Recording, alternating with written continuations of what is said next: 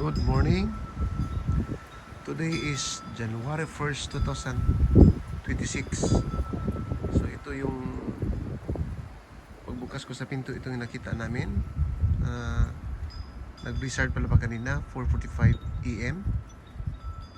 Mga 1 hour lang siya, nawala na kagad.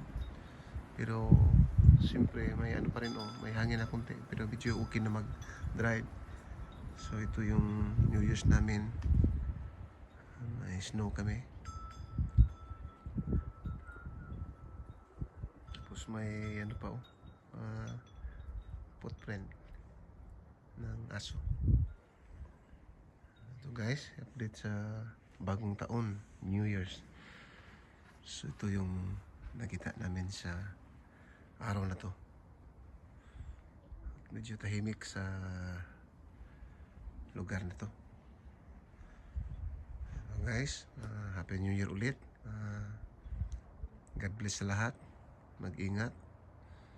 Hopefully na bigyan pa tayo ng good health sa lalo na sa trabaho at saka yung safety natin. Okay, once again guys, Happy New Year and see you next my vlog. Thank you so much and I love you. Babu.